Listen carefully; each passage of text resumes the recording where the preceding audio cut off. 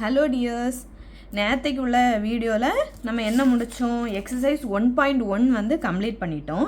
Next வந்து உங்கள் புக்கில் என்ன கொடுத்துருக்காங்கன்னா டெஃபினிஷன், ரிலேஷன்ஸோட டெஃபினிஷன்.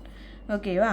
ஃபஸ்ட்டு ரிலேஷன்னா என்னது? நம்ம நார்மல் டேர்மில் ரிலேஷன்னா ஒரு ரெண்டு பேரோட ரிலேஷனை வச்சு சொல்கிறேன். இப்போ ரெண்டு பேருக்கு சம்மந்தப்பட்ட ஒரு இதை பற்றி சொல்கிறது வந்து ரிலேஷன்னு சொல்லுவோம். எக்ஸாம்பிளுக்கு ரிலேஷன்ஷிப்னால் என்ன சொல்லுவோம்?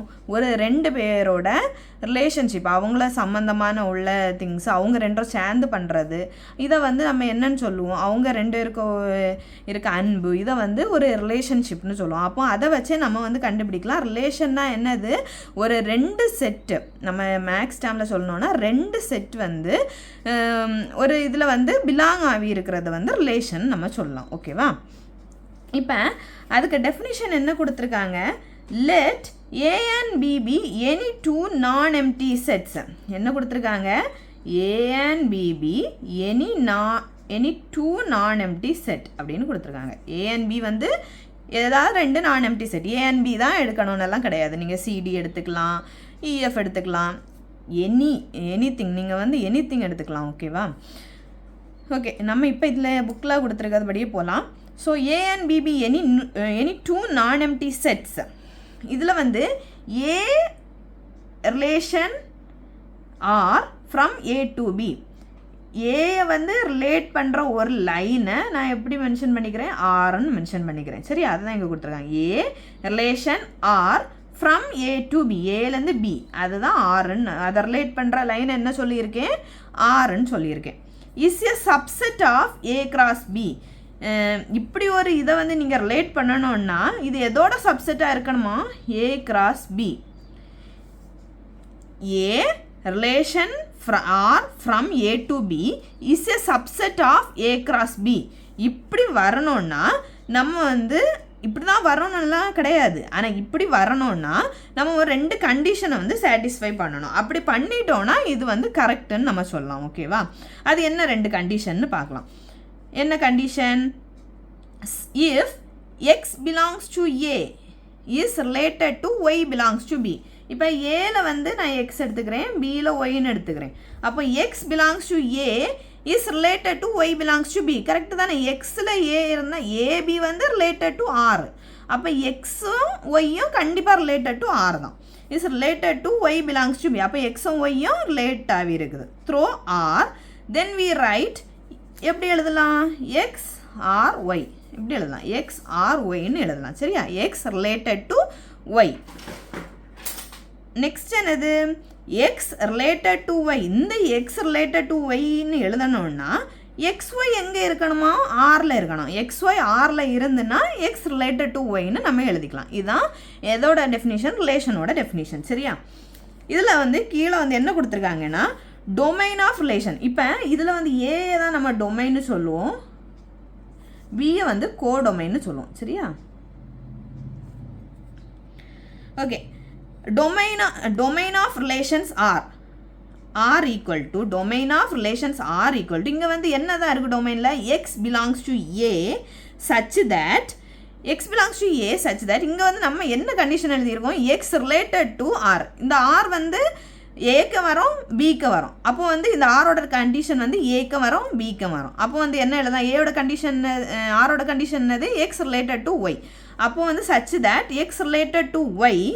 இப்படி நம்ம இந்த கண்டிஷன் எழுதணும்னா for some Y belongs to B, Y வந்து பியில் பிலாங் ஆகி இருந்தால் இந்த கண்டிஷன் வந்து எழுதலாம். So domain of relation R equal to X belongs to A such that X related to Y for some Y belongs to B.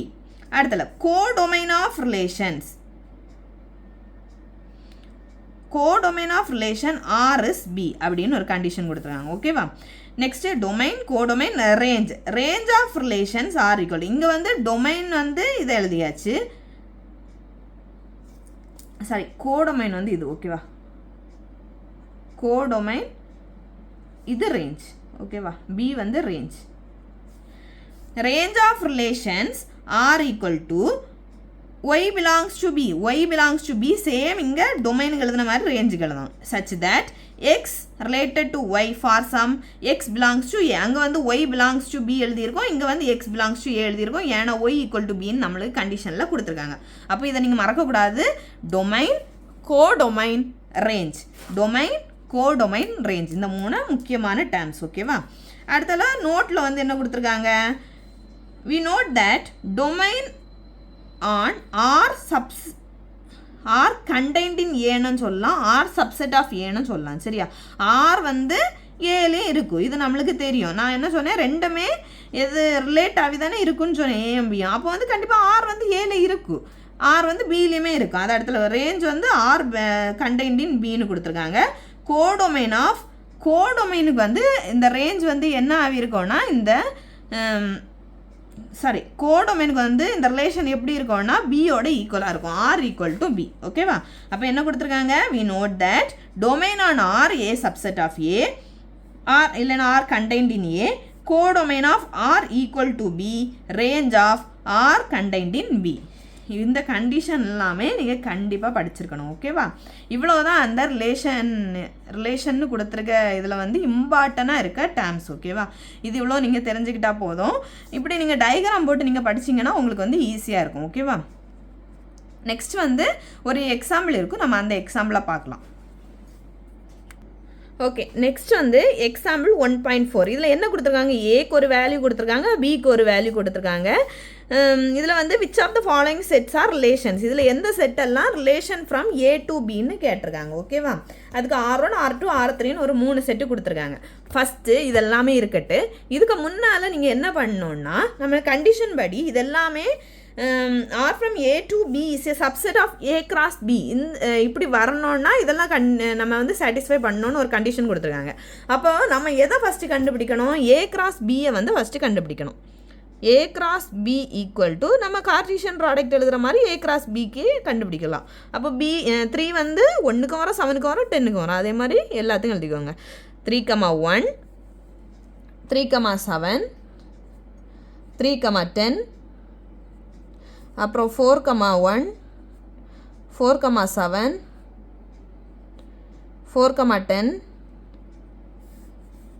7,1 7,7 7,10 8,1 8,7 8,10 ஓகேவா இப்போ A cross B வந்து நம்ம கண்டுபிடிச்சாச்சு ஓகே நெக்ஸ்ட் இப்போ ஃபஸ்ட்டு நம்மளுக்கு R1க்கு என்ன கொடுத்துருக்காங்க 3,7 4,7 7,10 8,1 அப்படின்னு கொடுத்துருக்காங்க ஓகேவா அப்போது இந்த R1ல் இருக்க வேல்யூஸ் வந்து A cross Bயில் இருக்கும்னு ஃபஸ்ட்டு செக் பண்ணுங்கள் 3,7 இருக்குவா இருக்குது 4,7 இருக்குவா இருக்குது 7,10 இருக்குதா இருக்குது 8,1 இருக்குதா இருக்குது அப்போ எப்படி எழுதிக்கலாம் we note that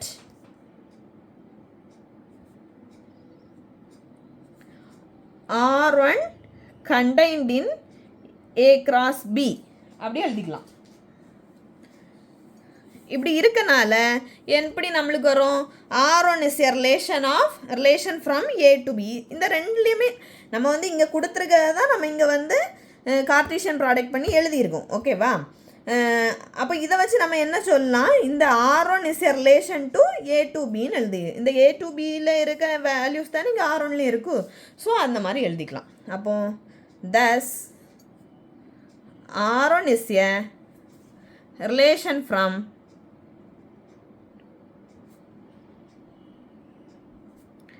A to B next வந்து செகண்ட் ஒன் ஓகே செகண்ட் ஒன்னில் என்ன கொடுத்துருக்காங்க R2 ஈக்குவல் டு 3,1 4,12 அப்படின்னு கொடுத்துருக்காங்க இப்போ 3,1 வந்து இங்கே இருக்குதா A cross Bயில் இருக்குது 4,12 இருக்குதா இல்லை அப்போது எப்படி எழுதலாம் 4,12 does not contained in A cross B A cross Bயில் இந்த 4,12 இல்லை அப்போ எப்படி நம்ம கன்க்ளூட் பண்ணலாம் thus R2 is not a relation from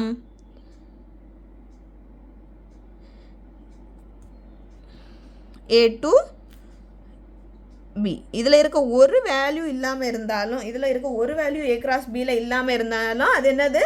not a relation. ஓகேவா? நெக்ஸ்ட் வந்து தேர்டு பார்ட். இதில் வந்து பின்னொரு ஸ்டெப் நீங்கள் எழுதிக்கலாம். என்னென்னா 4,12 பிலாங்ஸ் டு எங்கே இருக்குது? R2. அது வந்து கொஸ்டின்லேயே இருக்கிறது தான். ஸோ அதை எழுதிக்கிட்டு இதை வந்து கன்டினியூ பண்ணுங்கள். ஓகேவா?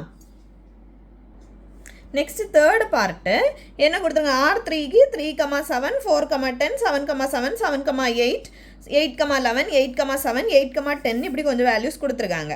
இதில் வந்து எல்லா வேல்யூஸும் நம்மளுக்கு ஏ கிராஸ் பியில் இருக்கும்னு பார்க்கணும். 3,7 இருக்கா?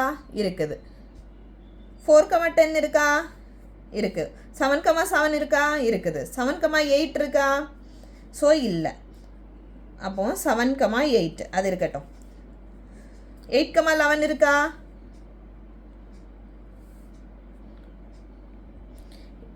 இல்லை. நெக்ஸ்ட்டு 8,7 இருக்கா? இருக்குது. 8,10 இருக்கா? இருக்குது. அப்போ நம்ம வந்து ரெண்டு வேல்யூ இங்கே இல்லை. சரியா? அப்போ நம்ம வந்து ஒன்று மட்டும் எடுத்துக்கலாம். 7,8 உள்ள வேல்யூவை மட்டும் எடுத்துக்கலாம். எடுத்துகிட்டு என்ன பண்ணலாம்? 7,8 பிலாங்ஸ் டு R3. R3ல 7,8 இருக்குது. இங்கே நான் எழுதின ஸ்டெப்பை இங்கே திரும்ப எழுதிக்கிறேன். ஓகேவா? பட்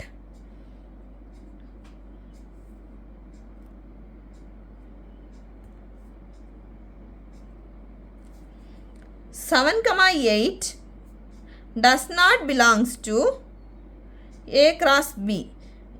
நாட் கண்டெய்ன்டுன்னு எழுதிக்கலாம், டஸ் நாட் பிலாங்ஸ் டுன்னு எழுதிக்கலாம். உங்கள் புக்கில் டஸ் நாட் பிலாங்ஸ் டு தான் இருக்கும். ஸோ நான் அந்த மாதிரி மாற்றிக்கிறேன். ஓகேவா? இங்கேயும் நாட் கண்டெய்ன்டுன்னு எழுதினாலும் உங்கள் சேம் மீனிங் தான். ஓகேவா? இந்த 7,8 வந்து ஏ கிராஸ் பியில் வந்து இல்லை. அப்போ நம்ம எப்படி கன்க்ளூட் பண்ணலாம்? தஸ் R3 is not a relation from A to B. இங்கே இல்லைன்னா கண்டிப்பாக R3 வந்து எப்படி இருக்காது? அதோ ஏ டு பியோட ரிலேஷனாக இருக்காது. ஓகே, இந்த சம் இவ்வளோதான். ஓகே, நெக்ஸ்ட் வந்து எக்ஸாம்பிள் 1.5. இதில் வந்து ஆரோ டயக்ராம் ஷோஸ் ஏ ரிலேஷன்ஷிப் பிட்வீன். ஓகே, இதில் வந்து ஒரு ஆரோ டயக்ராம் இருக்கும். அந்த டயக்ராம் என்னென்னா ஒரு ரெண்டு இது P Q. இதில் வந்து 5 6 7 8. க்யூவில் என்னெல்லாம் இருக்குது? 3 4 5. இதெல்லாமே கம்பைன் ஆகி இருக்குது. இதோட ரிலேஷன்ஸை வந்து கொடுத்துருக்காங்க. ஓகேவா? 5 to 3 6 to 4 7 to 5. இந்த ஆரோ மார்க் வந்து அதுக்கு தான் அதான் மீனிங். ஓகேவா? இப்போ ஆரோ மார்க் இப்படி இருந்தால் என்னது? இங்கேருந்து இங்கே. அப்போது ஆக்சுவலாக எப்படி மாறிடும்? இப்போ ஆரோ மார்க்கை மாற்றிட்டாங்கன்னா எப்படி ஆகிடும்னா இது டொமைனாக மாறிடும், இதில் இருக்கிறது வந்து ரேஞ்ச் ஆட்டு மாறிடும். ஓகேவா? அப்படி டோட்டலாக மாறி வந்துடும். ஸோ ஆரோ மார்க்கை வந்து கவனமாக பார்த்துக்கணும். ஓகேவா? ஓகே, இப்போ வந்து இந்த ஆரோ டயக்ராம் வந்து நம்மளுக்கு ஒரு relationship between P and Q வந்து சொல்லுது. அப்போ இதில் நம்ம என்ன கண்டுபிடிக்க போகிறோம்னா செட் பில்டர் ஃபார்ம் ஃபஸ்ட் எழுத போகிறோம், ரோஸ்டர் ஃபார்ம் எழுத போகிறோம், டொமைன் கண்டுபிடிக்க போகிறோம், கோடொமைனும் கண்டுபிடிக்க போகிறோம். ஓகேவா? ஃபஸ்ட்டு வந்து செட் பில்டர் ஃபார்ம் எழுதலாம். செட் பில்டர் ஃபார்முக்கு இங்கே வந்து இது வந்து ரிலேஷன் தானே, எல்லாமே நம்ம ரிலேஷன் பற்றி தான் நம்ம பேசிக்கிட்டு இருக்கோம். அப்போ R equal to set builder ஃபார்ம்னா நம்ம ஒரு டெஃபினிஷனில் ஒரு ஃபார்மலாக எழுதுவோம் தெரியுமா? அதுதான் என்னது செட் பில்டர் ஃபார்ம். டைரெக்டாக எழுதாமல் அதை வந்து கொஞ்சம் சுற்றி வளைச்சி எழுதுறதுன்னு வச்சுக்கோங்களேன். ஒரு ஃபார்முலாவாக XY டேம் போட்டு ஃபார்முலாவாக எழுதுறதா என்னது செட் பில்டர் ஃபார்ம். ஒரு செட்டை வந்து க்ரியேட் பண்ணி எழுதுறது. அப்போது இதை வந்து இங்கே இருக்கிறது எல்லாத்தையும் எக்ஸ்ன்னு எடுத்துக்கலாம், இங்கே இருக்கிறது எல்லாத்தையும் எப்படி எழுதிக்கலாம்? ஒய்ன்னு எழுதிக்கலாம். அப்போது set of all X, Y such that இங்கே வந்து நம்ம என்ன எழுதலான்னா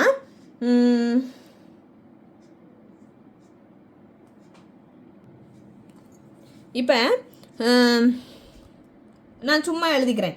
X, Y such that நான் சும்மா ஒரு ஃபார்முலா எழுதுகிறேன். Y ஈக்குவல் டு இங்கே வந்து ஹையஸ்ட் வந்து எக்ஸில் இருக்கோ ஒயில் இருக்கோ? ஸோ எக்ஸில் இருக்கும்.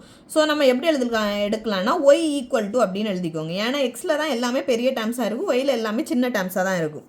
ஓகேவா? அப்போது Y ஈக்குவல் டு எக்ஸ்ன்னு எழுத முடியுமா? அப்போது Y ஈக்குவல் டு எக்ஸ்ன்னு நீங்கள் எழுதணும்னா எக்ஸும் ஒய் ஈக்குவலாக தான் இருக்கணும். அப்படி இருந்தால் தான் Y ஈக்குவல் டு எக்ஸ்ன்னு எழுத முடியும். ஆனால் நம்மளுக்கு வந்து இங்கே ஈக்குவலாக இல்லை. அப்போ வந்து இந்த மாதிரி எழுத முடியாது.